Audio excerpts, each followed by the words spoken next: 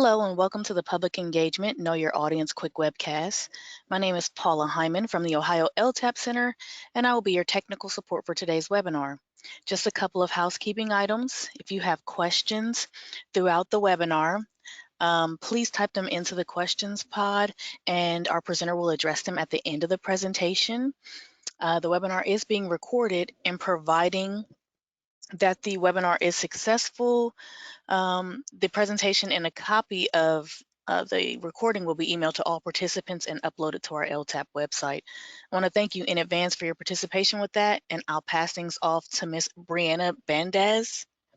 How did I do it, Brianna? Badanes. Badanes. You were close. And Brian Davidson, Regional Public Information Officers with Districts 5 and 6. I knew I was going to fumble that. No worries. Good afternoon. Like Paula said, I'm Brianna Badanes. I'm a Regional Public Information Officer for ODOT. I cover the central Ohio area of the state, which is ODOT Districts 5 and 6. And good afternoon, I'm Brian Davidson with District 6. I'm the local programs manager here, helping our locals champion their projects through our federal and state process. And we're going to talk to you briefly today about knowing your audience when it comes to public involvement for projects and why it's so important to take a personalized approach.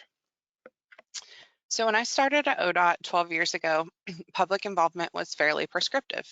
You see in the picture on the left, we had an in-person meeting held at a church or school, typically. We advertised in the newspaper, usually the largest publication, distributed flyers at libraries, community centers, maybe sent a press release, printed off paper comment forms, and basically had just a checklist where we just went down and checked the box. But today we have so many different tools at our disposal, and public involvement is no longer one size fits all. We don't merely want to just check the box. So to be effective, agencies have to consider the project area's demographic and then develop a personalized approach for each project. I like to think of it like following a recipe. You know, we start with the recipe, the list of ingredients and the instructions, but sometimes you have to adjust the size depending on the number of guests. Sometimes you replace a hard to find ingredient with something else, or maybe someone's allergic to nuts, so you leave those out. For example, as you saw on the last screen on the right where we are today, we now have the option of hosting virtual public meetings and in-person meetings. And I can tell you at ODOT, we've found great success with virtual meetings, but obviously those rely on the majority of the population having access to a computer or a smartphone and reliable internet. And that's not always the case in our project areas. So again, what works for one audience or community simply might not work for another. Also wanted to think about meeting times. Traditionally, we've always done evening meetings, but that doesn't accommodate people who work third shift. So could we add a lunchtime meeting, similar to how we're using our time today? Consider having multiple meeting opportunities at different times. Also keep this in mind for, those who have a traditional 8 to 5 or 9 to 5 workday. Maybe at the end of their day, the 5 to 7 where we would typically have a public meeting, they're, picking up kids from school or daycare, they're making dinner, they're transporting to activities, and the evening times might not be the best for them either. Also, if the majority of the impacted area is limited English speaking, we should be translating the information to the community's primary language, but we should also look for creative ways advertising.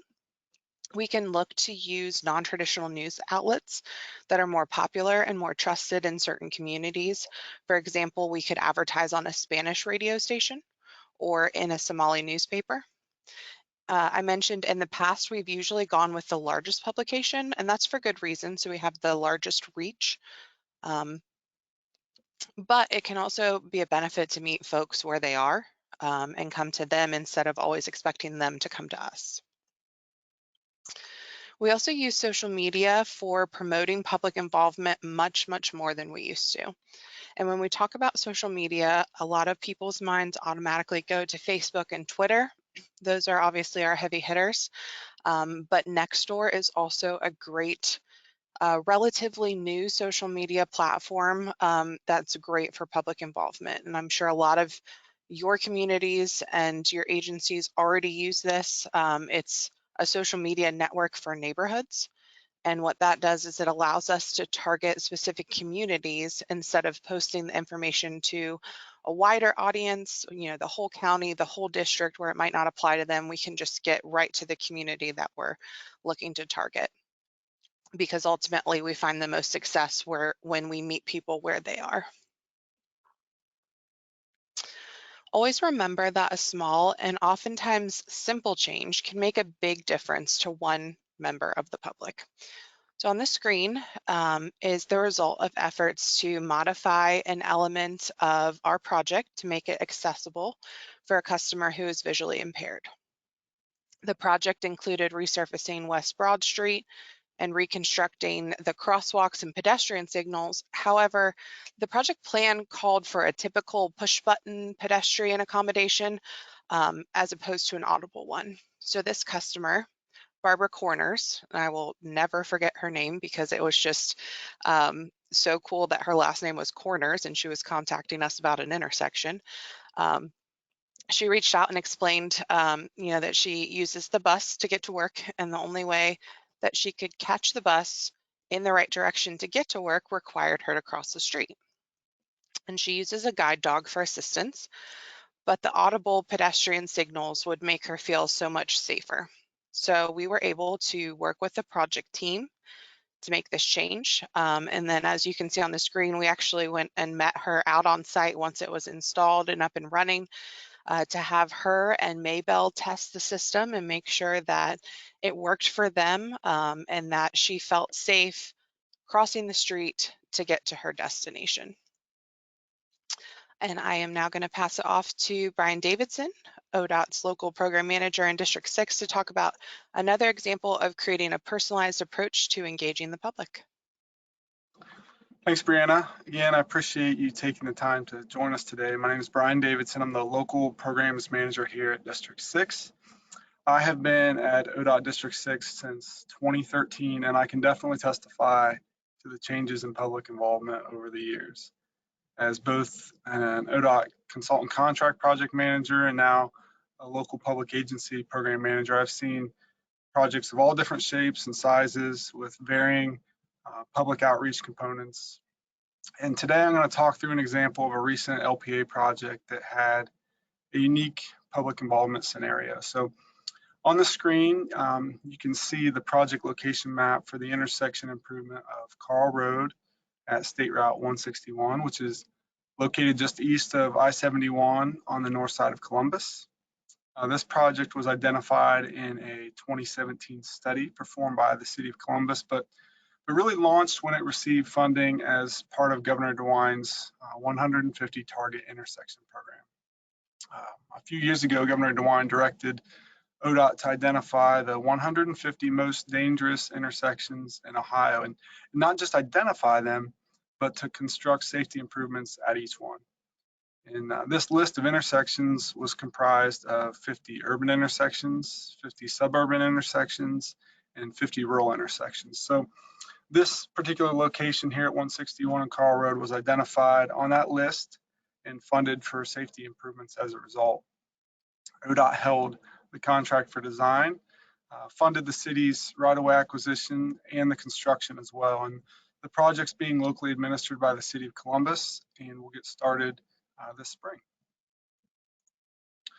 So the proposed improvement will reconstruct KARL Road and State Route 161 intersection, as well as roadway improvements approximately 500 feet to the north, including a mini roundabout with a concrete median to limit service road access and restrict crossing traffic to 161 on that service road. The project also reconstructs the signal at 161 and KARL Road, along with new curb and gutter, sidewalk, lighting, and drainage. Go ahead, Brianna. There we go. The project evaluated a few alternatives for roundabout configuration. And alternative one, as you see here on the screen, was positioned 320 feet north of the intersection of 161 and KARL Road. And you can see there in the middle, the concrete median limiting that cross traffic access from the service road. We were seeing a lot of crashes of vehicles trying to cross KARL Road as they moved east and west on the service road here. North in this image is oriented to the right of the screen, and 161 is to the left just off the screen. Look at alternative 2. That extended the taper, which increased capacity, but as a result pushed the roundabout roughly 500 feet north of the State Route 161 KARL Road intersection. And it kind of got into the residential section of the roadway. After evaluating traffic analysis, the feasibility study recommended alternative 2. So the next steps were to complete the environmental review and, of course, public involvement. And one of our first steps was to look at underserved populations. The underserved populations analysis included a review of census data information. If you've ever been on ODOT's TIMS website, we have environmental tabs with demographic information available. We utilize census data for that application, that TIMS application. But since information on individuals with disabilities is not available through census data, we really rely on our local partners and public involvement activities to help us identify anyone who has a disability so that we can ensure that they have just as much opportunity as others to participate in the project. And we knew our traditional methods of reaching people would be most beneficial to start receiving input. So those traditional public involvement methods include site visits, posting information in the project area at stores, restaurants, churches, and schools, physical mailings, emails, identifying transit routes, and then having stakeholder meetings. Working with community groups, the City of Columbus and ODOT discovered that this area had limited English proficiency. It's important to emphasize when projects in these areas are developing that simply translating materials is a good step, but won't always get the message across. So with the help of several local community groups like Northland Community Council, State Route 161 Task Force, and Northland Area Business Association, we were able to disseminate information and determine that pictorial exhibits and communication would be most beneficial. So as a result of those partnerships, we incorporated information with pictures and translated materials to make the graphics inclusive for populations with limited English proficiency. And you can see here on the screen, go back one more, Brandon, there we go. You can see here our public input page utilized Google Translate to make the information available in many different languages. And then we tried to present exhibits that were more pictorial so they could see the function of the roundabout. So during the outreach process, a property owner reached out to us after receiving the mailing and indicated that a roundabout would adversely affect their property and its tenants with disabilities. Creative Housing LLC is a nonprofit organization that provides housing at below market leases for individuals with disabilities. This residence on KARL Road was remodeled to be fully ADA compliant inside and out, including an ADA ramp in the front of the home to provide access right to the front door from the driveway. And their initial concerns included reduced length of driveway impacts that would affect their back-end methods of arrival. So this particular tenant had specialized transportation that required the vehicle to back in on arrival so that they could enter and exit the vehicle directly onto the ADA ramp right up to the front door. The reduced length of the driveway would also increase the profile grade. So that caused some concerns for accessing the sidewalk and the mailbox. So from there, the project team had multiple meetings spanning over several months to minimize the impacts to the property so that it could function appropriately for the residents. So just for context here, the subject residential properties in the right-hand corner of the exhibit. You can see we're impacting that driveway. It was determined that the impacts proposed would actually require acquisition and most likely, in this case, a relocation of the tenant. We really didn't want to acquire this property as an acquisition would negatively affect the tenant and the owner. The acquisition was estimated at $750,000 to try to get that relocation done. And so with a lengthy process in store, we weren't anticipating this from a schedule or a budget perspective either. So the project team looked at other options to reduce impacts. We evaluated driveway reconstruction and reconfiguration. We looked at T turnaround option and a pull through loop driveway. Those were both explored, but we couldn't find a solution that avoided additional impacts and permanent right of way to the property. So we asked the project designers to shift the roundabout slightly to see if that would still function, allow it to function appropriately. And thankfully, we were able to make that happen. The roundabout was shifted slightly to the south and avoided the impacts to the property. So the list on the screen covers our typical public outreach methods. But as you've heard from my example and Brianna's example, sometimes we have to think outside the box to meet our customers where they are and use a personalized approach to find a solution, not just check the box. This project is just one example of dozens of projects that we work on each year with its own unique circumstances. And I'll say that from a local program manager perspective, that a major factor in this project's success was our local champions, the City of Columbus, those stakeholders, and those advocacy groups. This corridor had very passionate stakeholders, very passionate community groups. So trying to provide information early and often really made a difference in our communication, really changed the outcome of the project, not just checking the box for public involvement. And your teams, you guys, the locals, if consultants are listening, your locals and your stakeholders, they know their communities best, and our local partners can offer the greatest insights to put a personal touch on outreach. So with that, it kind of concludes our presentation today, kind of short and sweet, but we appreciate your time. We're happy to take any questions. Brianna and I's contact information is here on the bottom of the screen. If there's questions, we can take those, or we're happy to chat offline and talk more about the project and more about the public outreach that we've experienced. We do have one question in the chat here. It says, have you found the best month or months that folks seem to be the most willing to engage? For example, I think December is a tough month due to the holidays, maybe July due to vacations. Is there a sweet spot that you've found? Just the exact same insights that you shared in your comment.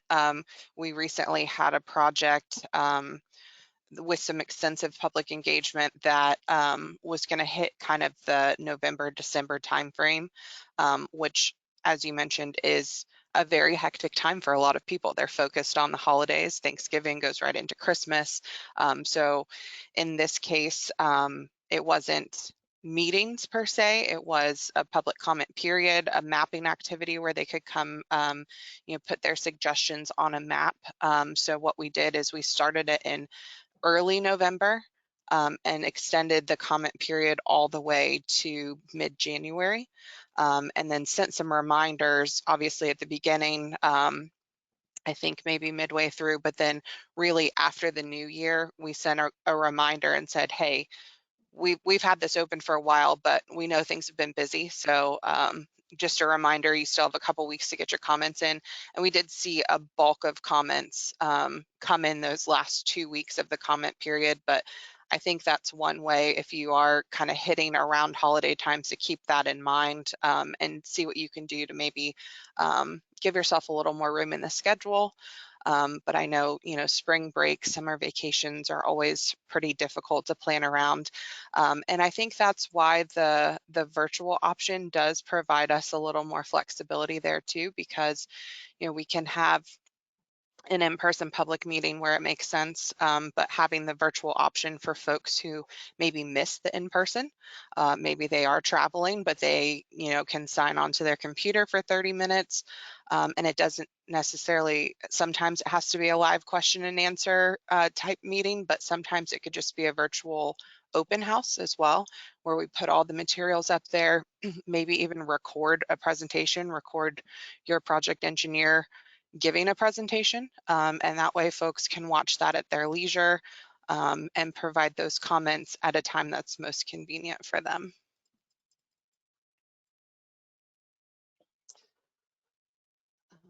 That's the only question I see in there now. Feel free to pop some more questions in there if you have them. I also did want to mention the free resources on our website. We've got what we call a PI toolbox, which has some great templates of, your standard notifications, press releases.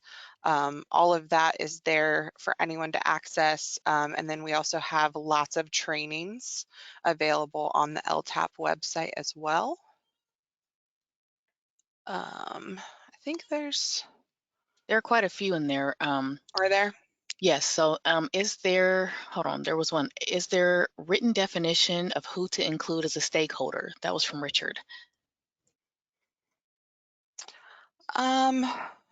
Brian, do you have any insight on that? I mean, I think we typically, when we're talking about stakeholders, we want to do our local partners, our government stakeholders, but also community stakeholders. So I don't know, for this particular project, you mentioned some community advocacy groups. If you want to talk about how you identified those.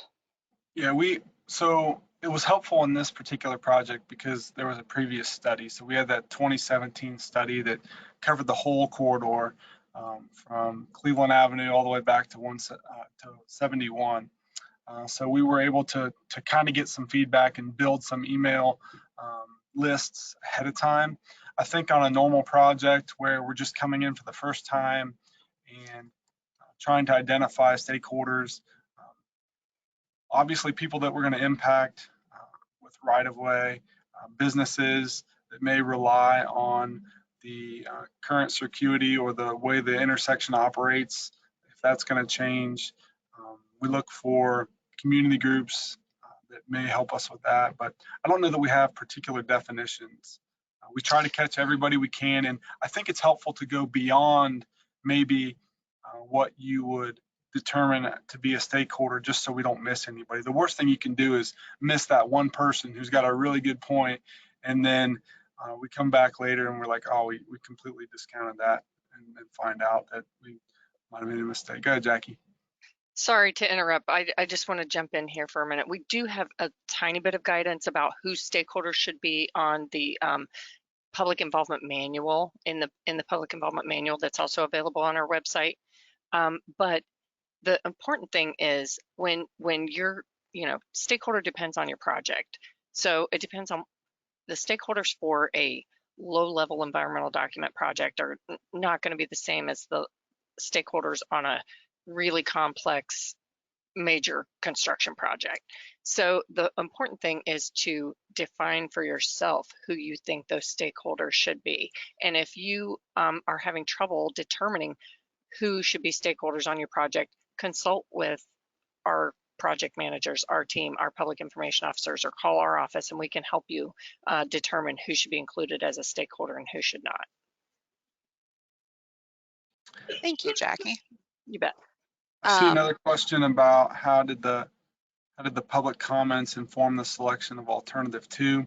I think we moved to selection 2 from alternative 1 mainly because of the traffic analysis. So we had a quick merge coming off of 161 onto KARL Road, and that traffic was really impacting the operations of that signal. So we needed to move it further north and allow it to function properly.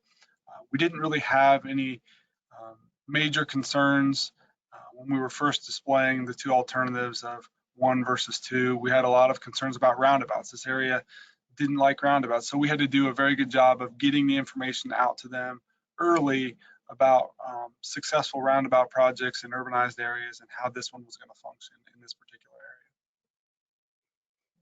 You probably want to take the next one too, Brian. Is there a proposed construction schedule? area.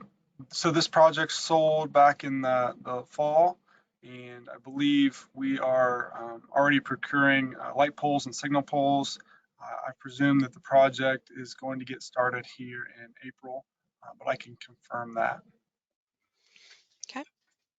Next question says, do you have any particular insights on the best PI strategies for different locations? For example, urban versus rural communities might have different needs.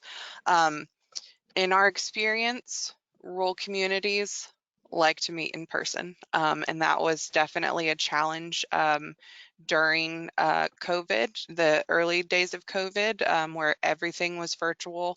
I think in some areas, the more urban areas or suburban areas, we did see an uptick in that participation with the virtual PI, but in rural communities, we have found more success in in-person meetings, or at least having that as an option.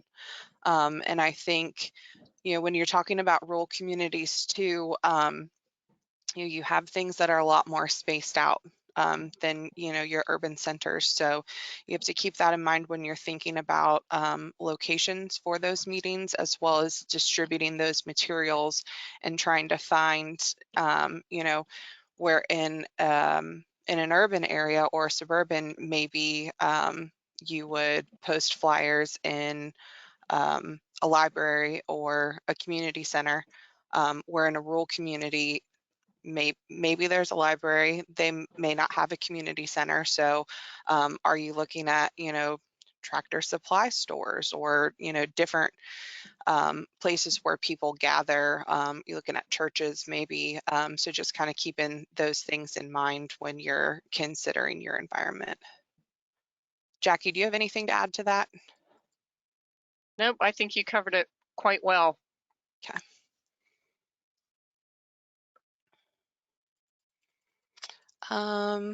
Next question is, should TISs follow the same stakeholder rules? I think, were they going for TID there, Paula? That could be. Yes. Okay. So transportation improvement districts, depending on their funding, could follow some different rules. So they have some superpowers, we like to call them, of contract securing, bidding process. They don't necessarily have to follow all of our similar rules. If they do receive federal and state funding, we typically like them to follow the NEPA process to a T, but there are ways that we can deviate slightly from the standard public involvement activities. But generally, the funding is going to trigger what those methods look like. And then Jackie also mentioned in the PI toolbox under public notifications, you can click on a stakeholder notification letter, and there are multiple drop downs to help you determine who should be a stakeholder and how to identify them. So we can get that link around to people as well. I did just put that in the chat for everybody. Perfect, perfect. I think that's all the questions. Is that correct, Paula? Yes, I believe so. And I will include that link in the follow-up email attached with the copy of the presentation today. I checked, in the pre-construction meeting has been held, and we're anticipating starting construction on this project April 1st. Great. Thank you everyone for your time today. Thank you both. Everyone, I will get an email out to you before the end of the day. Thanks so much for your time today. Thank you, Brian. Thank you, Brianna. Thank you, Jackie. Everybody have a good day. You Take too, care. Paula. Thanks.